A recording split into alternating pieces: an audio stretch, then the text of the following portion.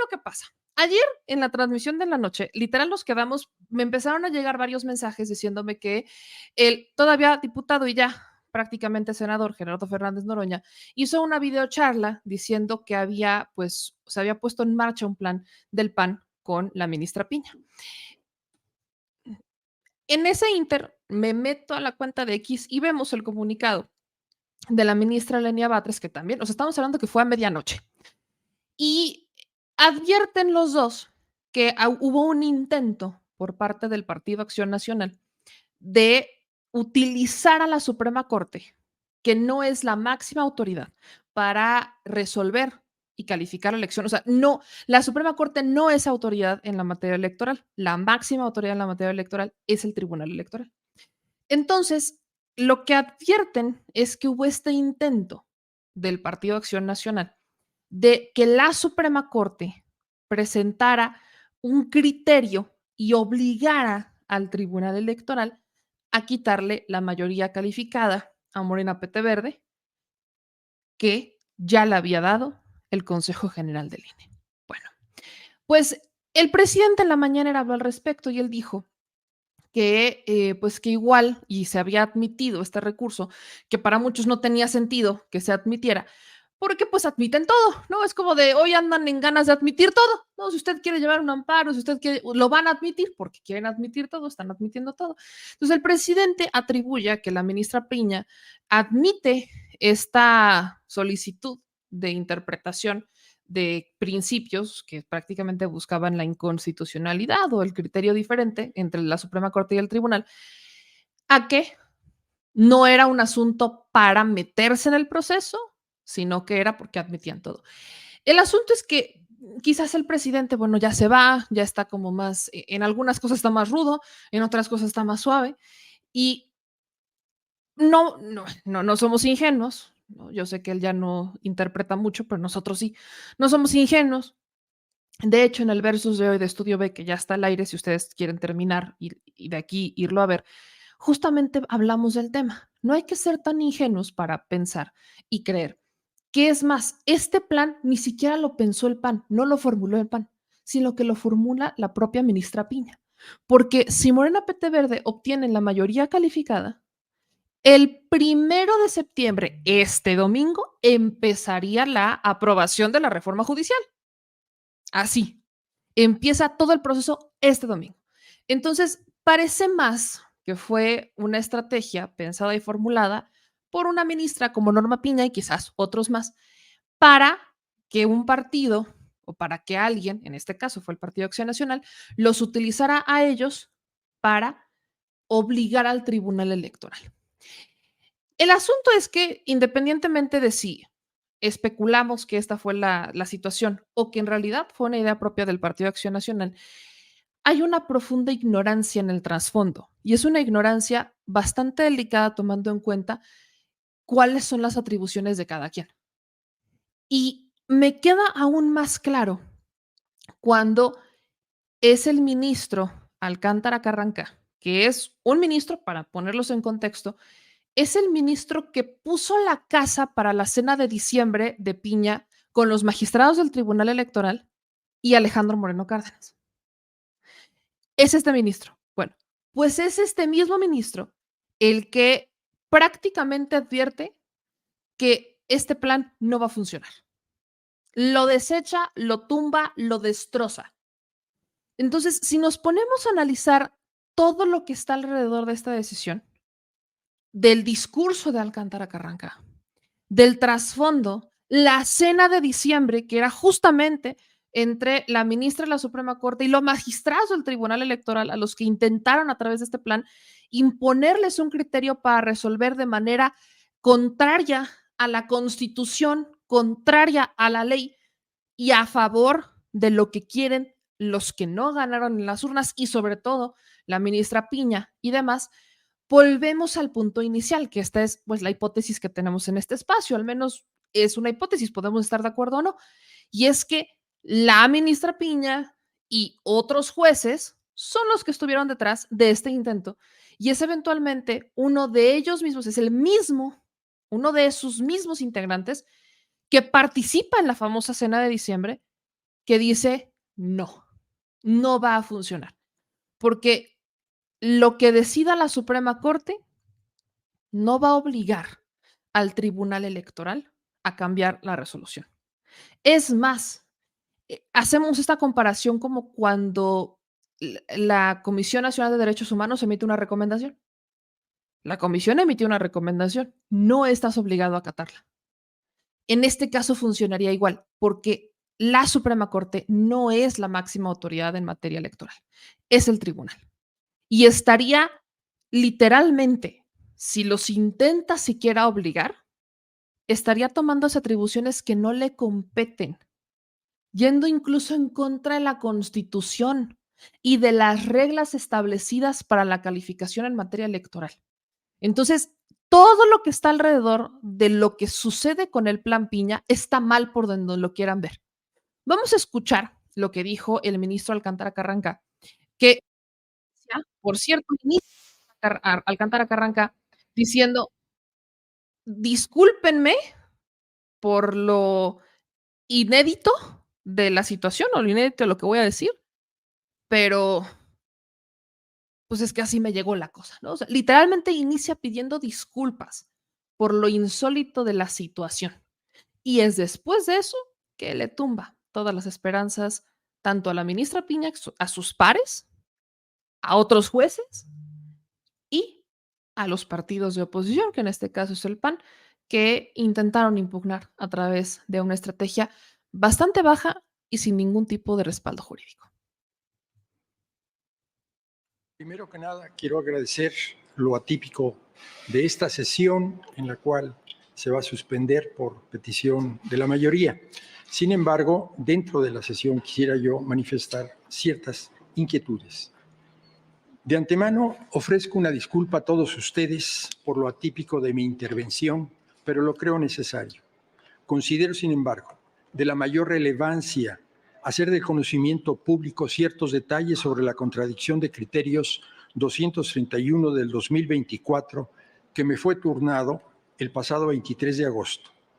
Como es notorio, se han generado expectativas y confusiones en torno a los alcances del medio de control invocado que puede resultar más nocivo que enriquecedoras en un contexto como el actual, a horas o días de que la Sala Superior del Poder Judicial de la Federación resuelva en forma definitiva e inatacable las últimas impugnaciones sobre las elecciones federales de diputados y senadores del proceso electoral en curso.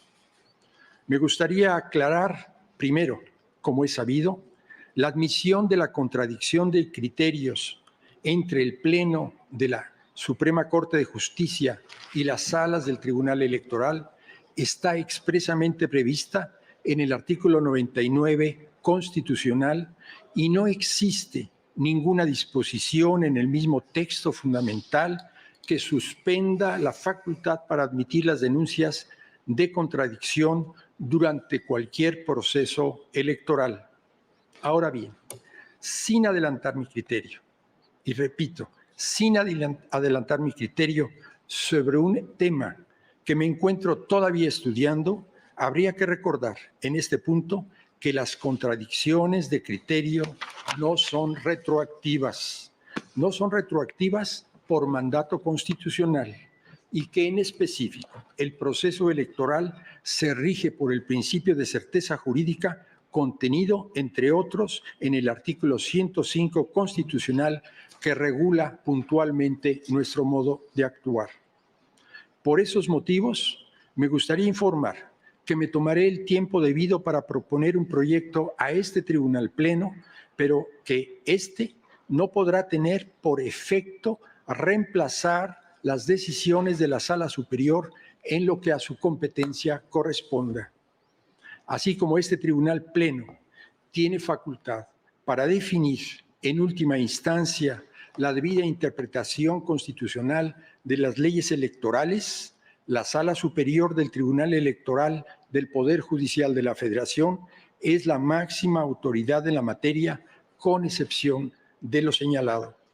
Y sobre todo, la Sala Superior es el órgano especializado competente para conocer en última instancia, sobre la debida asignación de diputaciones o senadurías por el principio de representación proporcional hecha por el Consejo General del INE, asumiendo así su responsabilidad histórica.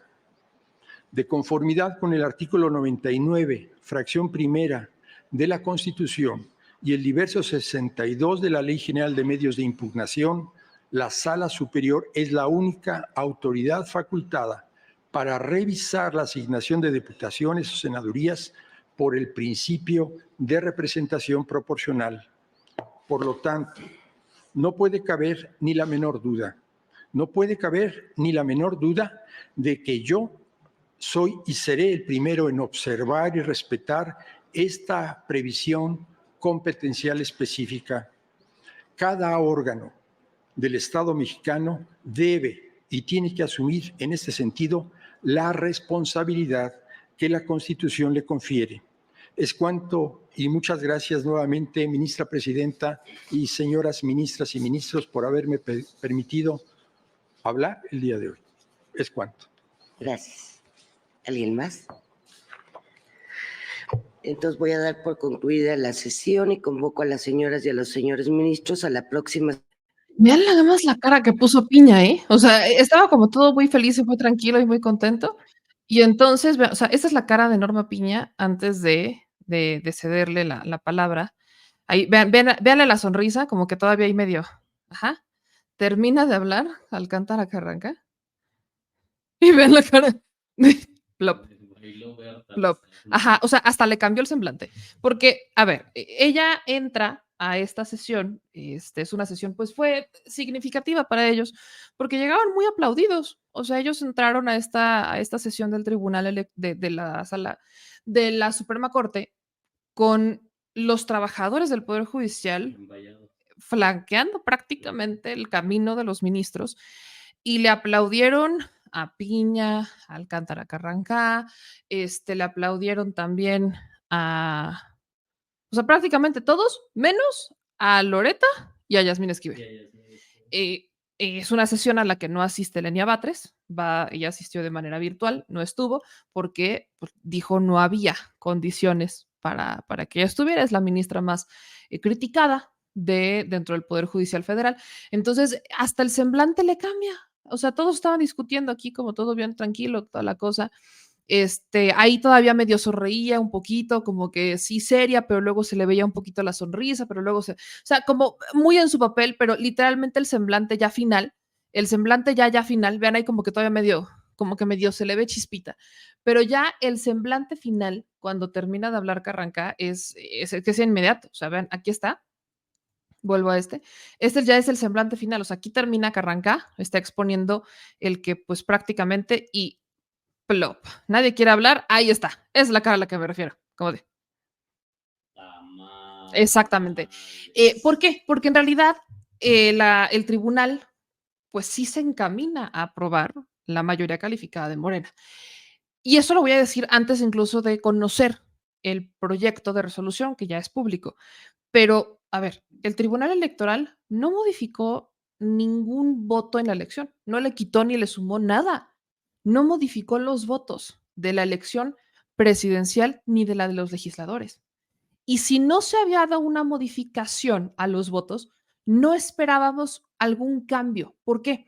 Porque todo justo depende de los votos. La fórmula, es por eso que no habíamos podido hablar de fórmulas ni nada, porque necesitaban que el Tribunal Electoral calificara y dijera cuáles sean los votos finales, ya después de impugnaciones, de juicios y todo esto.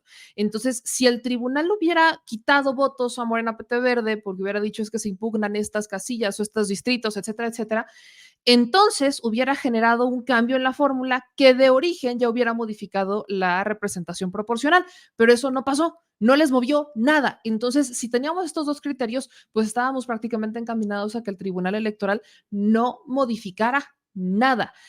Ese era el criterio. Entonces, viene este intento del Partido Acción Nacional y de Norma Piña. Yo insisto en el rol de Norma Piña en esto, porque no, vaya, quiero recordarles que Norma Piña fue en su momento, antes de ser ministra de la Suprema Corte, la magistrada peor calificada Ella fue la magistrada peor calificada, entra a la Suprema Corte con una lista de expedientes pendientes en su circuito histórico. Era la que más expedientes rezagados tenía en su circuito, en los jueces de circuito en ese entonces.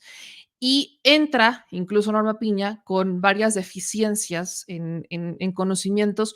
No le gustaba y sigue sin gustarle, dicho sea de paso, cuando se le pregunta sobre la corrupción, sobre distintos mecanismos. O sea, como que Norma Piña entra con una brújula desviada. Por supuesto que tiene 2 años como juzgadora, que vaya experiencia tiene, pero no porque tengas experiencia y años quiere decir, salud, quiere decir que en realidad estás haciendo un buen trabajo. Y llega con ese antecedente Norma Piña. Entonces, no me extrañaría que intentaran hacerse de una argucia ilegal que eventualmente no iba a funcionar en un pleno desconocimiento de facultades de qué le toca a cada quien, porque aunque sea la presidenta de la Suprema Corte, no quiere decir que sea la máxima autoridad de todo México. Hay muchas cosas en las que sí han intentado ser la máxima autoridad de todo México, pero no lo son. Son uno de los 3 poderes de la nación. Se supone que ellos son la balanza, que ellos son los que mantienen todo en equilibrio y nunca ha estado en equilibrio. Entonces, desde ahí es donde yo especulo, asumo, infiero, analizo, si lo quieren ver así, opino, que lejos de que haya sido una estrategia meramente del PAN, sí pudo haberse sentado Norma Piña a participar. Y sobre todo cuando tenemos el antecedente de la cena de diciembre, ¿no? Que en ese momento el que se sentó fue Alejandro Moreno Cárdenas, que hoy ya no es bien visto, ya es una persona non grata dentro de la democracia tradicional por el tema de la reelección, pero ¿quién es el que sí se quiere sentar? Los del PAN. No sé si Marco Cortés, porque muy brillante no es, pero habrá que ver quién habrá sido. El asunto es que esto se presenta. Dicho, punto. ¿Qué es lo que pasa después de que pues tienes al ministro Alcántara Carranca, que en resumidas, muy resumidas cuentas dice, no importa lo que yo decida o lo que yo analice, lo voy a analizar con tiempo, lo voy a pensar, me voy a tomar el tiempo de analizar el caso, pero lo más importante es que no importa lo que decida la Suprema Corte, el Tribunal Electoral no tiene por qué hacerle caso y al no tener por qué hacerle caso, pues prácticamente es nulo lo que pueda hacer la Suprema Corte y ahí es donde justo inicia diciendo que se generó mucha expectativa y especulación en torno al tema y pues la expectativa la terminó matando, las esperanzas las terminó destruyendo y ya no hay esperanza al menos por esta parte. Pero el otro lado es cuál es el proyecto del Tribunal Electoral, de la Sala Superior del Tribunal Electoral, que está pensado para discutirse este 28 de agosto. Este es el proyecto que se hizo público, que de a bote pronto el primero que lo publica es el magistrado de la Mata, ¿no? Él es el que lo publica, aunque es un proyecto que después es publicado por la propia, el propio Tribunal Electoral. Esta es la síntesis del proyecto de asignaciones de diputaciones de representación proporcional y además explica quiénes son las personas que impugnaron y cuáles son las impugnaciones que se presentaron, aunque en realidad hoy sabemos que hay cientos de impugnaciones que se presentaron, desde las que Xochitl Gálvez promovió con sus simpatizantes hasta las que se presentaron de algunas otras organizaciones. Y en resumidas cuentas, porque es un proyecto de 64 páginas, pero me voy a ir solamente a la síntesis y en particular al objeto de impugnación que intentaron utilizar con la Suprema Corte, que lo explica este proyecto.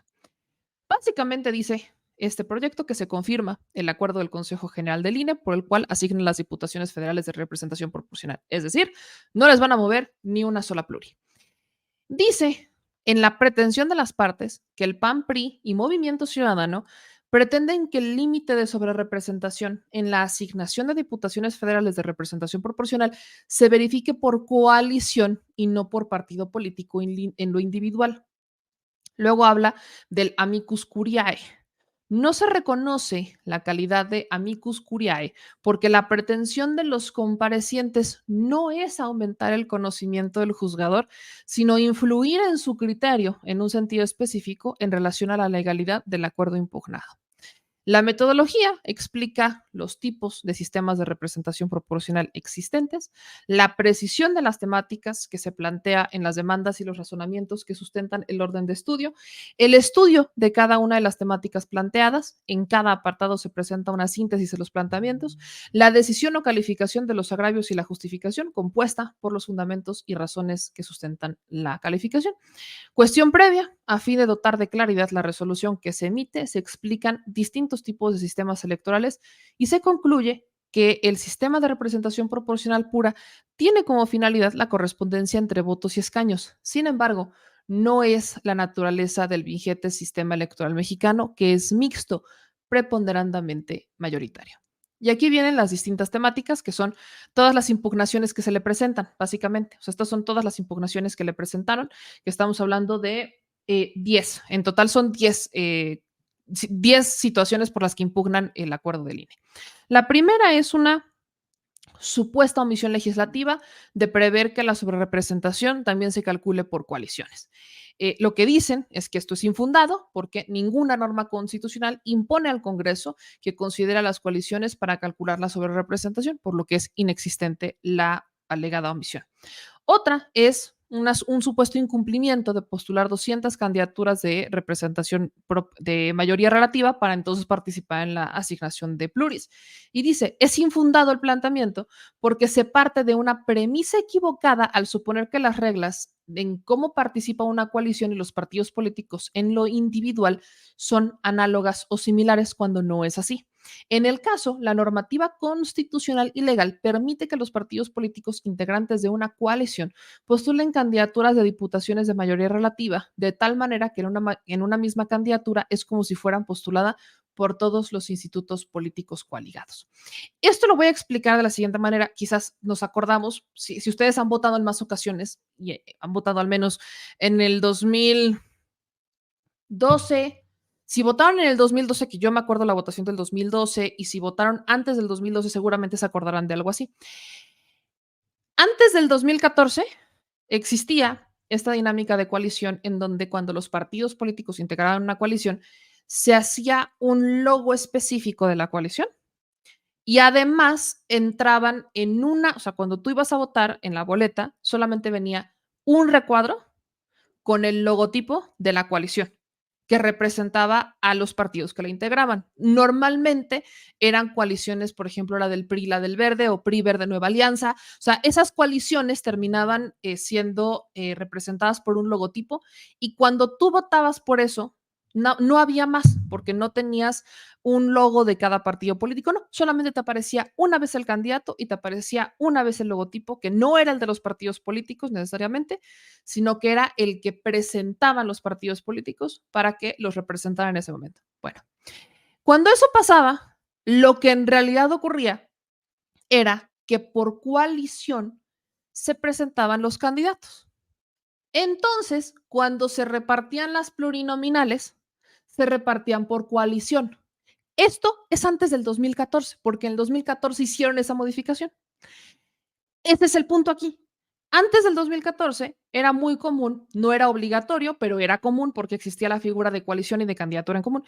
Pero esa figura era común y eventualmente solo tenías una lista por cuando utilizaban la figura de coalición de esta manera, solamente existía una lista de pluris de la coalición y se iban sorteando los lugares entre los partidos. No sé, por ejemplo, el primer lugar era del PRI, el segundo del Verde, el tercero de Nueva Alianza, luego así se iban. Y entonces tenías solamente una lista. Y cuando llegaba el momento de asignar por representar las pluris, pues asignaban conforme a esa lista. Bueno, eso deja de pasar desde el 2014. ¿Por qué? Porque justamente los partidos políticos se molestaban de que había los más pequeños, prácticamente podían no hacer absolutamente nada y por el convenio de coalición mantener el registro. Me acuerdo el caso del PRI Verde, que esta era la disputa, que el PRI pues tenía esta diferencia con el Partido Verde, porque decía, gracias a nosotros, ustedes mantienen el registro. Y sí se los decían. Y a Nueva Alianza también se lo dijeron. Y estoy hablando del caso que conozco, porque me tocó verlo, pero seguramente en su momento de haber pasado con el PAN o con Movimiento Ciudadano, no lo sé, pero creo que el caso más emblemático de esta situación fue con el PRI Verde, porque esos son los que más coalición hicieron. Normalmente el PAN se iba solo, el PRD se iba solo, o el PRD se iba con PRD Convergencia, el Partido del Trabajo, pero normalmente el PAN se iba solo. Era raro ver al PAN en una coalición. Entonces, el PRI es el que más se aprovecha de esta situación. Y viene esta disputa justo porque desde el convenio de coalición establecían el porcentaje, decían, no sé, al Partido Verde le vamos a dar el 11% de los votos. Entonces, literalmente el Partido Verde podía no hacer campaña, no hacer absolutamente nada y quedarse con el 11% de los votos y con pluris garantizados. Eso sí, sí es injusto. Entonces, la modificación que hicieron en su momento fue separarlos.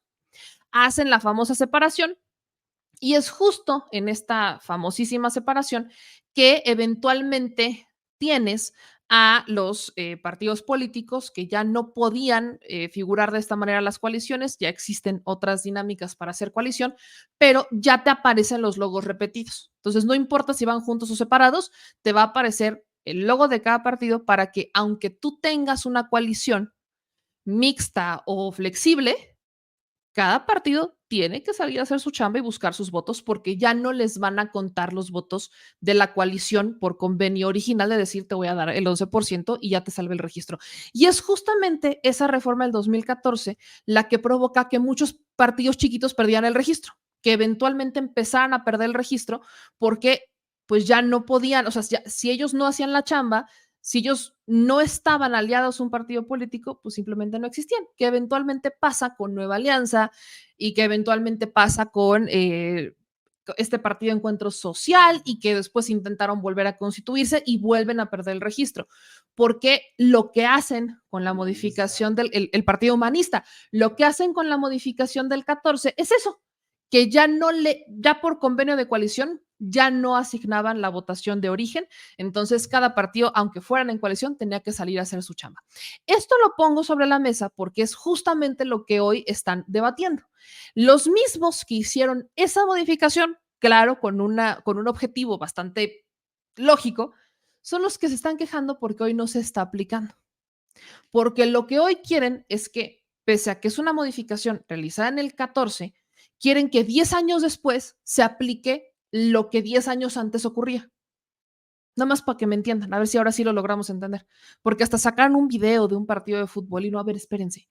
Aquí lo que quieren es que funcionen o sea, aquí lo que quiere el PRAN, PRI, PRD es que agarremos las modificaciones, o sea, que se nos olviden 10 años, que nos olvidemos 10 años, que nos dé un lapsus de 10 años y que regresemos a la manera de asignar las coaliciones y asignar los pluris como se hacían en el 2012.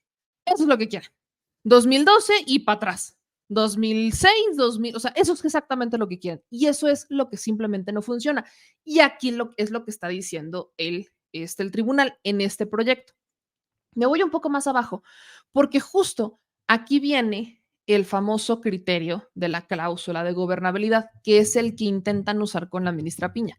En resumen, dice lo siguiente: ¿qué es lo que impugnan? ¿Cuál es pues vaya, la postura de los que impugnan? Los actores exponen que se debe aplicar el criterio de la Suprema Corte al resolver la AI 6/98, que promovió el actual presidente de la República, Andrés Manuel López Obrador, entonces presidente del PRD. Los recurrentes consideran que en ese precedente la Suprema Corte sostuvo que la interpretación de la norma no se debe hacer conforme a la literalidad, sino tomando en cuenta los fines y objetivos que se persiguen con los principios de representación proporcional y el valor del pluralismo político. Échense esta. Si ahorita les estaba explicando cómo quieren que regresemos 10 años, bueno, aquí quieren que regresemos todavía más porque quieren que funcione un criterio de 1998 y encima no son lo suficientemente originales. ¿Y a quién tuvieron que recurrir? Otra vez Andrés Manuel López Obrador. Ahora, ¿qué es lo que dice el tribunal? Me voy a explayar un poco más en porque en el resumen dice esto es infundado, pero voy a bajar a explicarles por qué es infundado y ahora sí tiene como mucho más sentido es que es una tontería lo que intentaron en realidad con el plan Piña y por eso es que ni siquiera tenía sentido que de origen lo admitieran, pero bueno, ya se admite y al final no importa si se admite o no, termina diciendo el ministro Carranca que pues no se hagan no se hagan muchas ilusiones porque no va a pasar. Aquí le bajo un poquito para explicarles el tema de la sala, o sea, el criterio de Quintana Roo, que me parece brutal, de verdad me parece increíble cómo es que intentan utilizar este famoso criterio y creo que es el de aquí arriba. Espérense. Si no estoy mal, es el caso de Quintana Roo, que no tuvo cuate. Tarararara. A ver, por aquí déjenme le subo, porque son 64 páginas, entonces ya, seguramente lo perdí. Tema 1. Ah, no, espérate. Tema 1. Es un poquito más abajo. Conclusión del apartado. Tararara. Échame la música de elevador. Creo que ya es. Aquí está. Aquí viene. Dice tal cual. Subtema 2. Criterios sobre cláusula de gobernabilidad. Planteamiento. La parte recurrente expone que se debe de aplicar el criterio de la Suprema Corte al resolver la AI 6, diagonal 98. Considera que en este asunto se sostuvo que la interpretación de la norma no se debe hacer literalmente, sino de conformidad con los fines y objetivos que se persiguen con los principios de representación proporcional y el valor del pluralismo político. Decisión. Es infundado porque el criterio de la Suprema Corte no rige el caso concreto, porque se trata de problemáticas jurídicas distintas. Justificación. ¿Qué se impugnó en la mencionada AI 6 diagonal 98? Una norma de la ley electoral de Quintana Roo de 1998 que establecía una cláusula de gobernabilidad para que al partido político que hubiera obtenido la mitad o más de las constancias de mayoría relativa y el 40% de la votación de diputaciones, se le asignaran diputaciones de representación proporcional hasta acceder al 52% del total del Congreso local. ¿Qué resolvió la Suprema Corte? Determinó la inconstitucional de la norma porque la forma de asignación de diputaciones no se ajustaba a la base general que establece que la asignación debe ser independiente y adicional a las constancias de mayoría relativa. Ese tipo de asignación correspondía más bien al principio de cláusula de gobernabilidad y no al de proporcionalidad. En la asignación de representación proporcional se debe preservar el valor del pluralismo político. Se prohibió la cláusula de gobernabilidad. ¿Por qué no rige el criterio de la Suprema Corte al caso concreto? Porque la litis es diferente, ya que en el precedente de la controversia estaba relacionada con la cláusula de gobernabilidad y en la actualidad el tema se centra en la forma de verificar los límites de sobrerepresentación previstos en la Constitución. Así, en el caso que se resuelve, la controversia se centra a un punto de derecho atinente a si la verificación de límites sobre representación se debe aplicar por partido político o coalición. Para resolver esa controversia es necesario acudir al marco constitucional, legal y reglamentario para definir el mecanismo y verificar los límites de sobrerepresentación en la asignación de diputaciones plurinominales.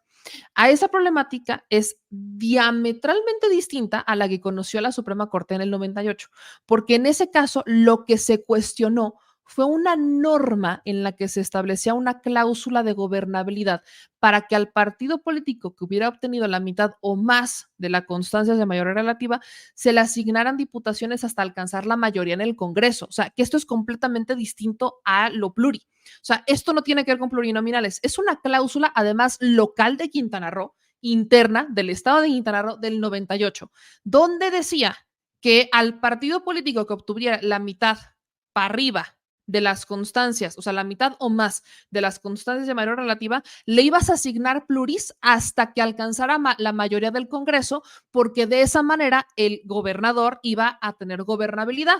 ¿Por qué? Porque teniendo un Congreso de mayoría, iban a aprobar sus reformas, iban a aprobar sus reglas, iban a aprobar su presupuesto, iban a aprobar sus proyectos y eso lo iba a ayudar a gobernar. Lo que hace la Suprema es ir en contra de ese principio porque lo que necesitabas privilegiar era la pluralidad, no la gobernabilidad. Si no te la ganaste en las urnas, ni modo, mijo. ¿Tiene sentido? Eso claro que tiene sentido, pero eso no tiene nada que ver con la representación proporcional. Era una cláusula de gobernabilidad y además de 1998. Nada más quiero que se acuerden que estamos en el 2024, aunque muchos quisieran que estuviéramos en el 98. Sigo. En este caso, la Suprema Corte, ¿no? Aquí la Suprema Corte es enfática en señalar que la forma de asignación de diputaciones no era acorde a la Constitución porque no se respetaba la base general que establece la asignación, que debe de ser independiente y adicional a las constancias de mayoría. En ese contexto, se advierte que la problemática jurídica es diversa, por la que no asiste razón a los actores en cuanto a que se deba aplicar el citado criterio de la Suprema Corte. Además, importa señalar que la Suprema Corte no se pronunció ni en ese ni en otro asunto sobre la forma en la que se deben verificar los límites de sobrerepresentación, lo cual es el caso concreto que se está discutiendo en este momento.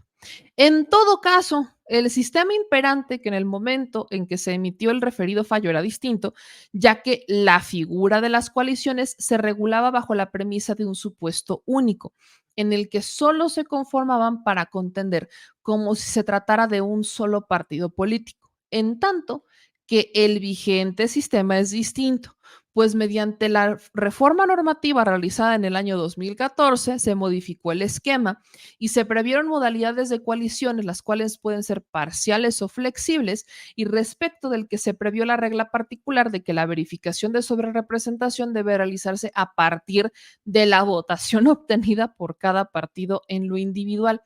Es por ello que esta sala, al resolver el recurso de reconsideración y acumulados, consideró que conforme a las reglas actuales, el límite de la sobrerepresentación aplica únicamente a los partidos en lo individual, puesto que la participación de las coaliciones por el diseño de nuestro sistema electoral solo se encontraba prevista para el principio de mayoría relativa.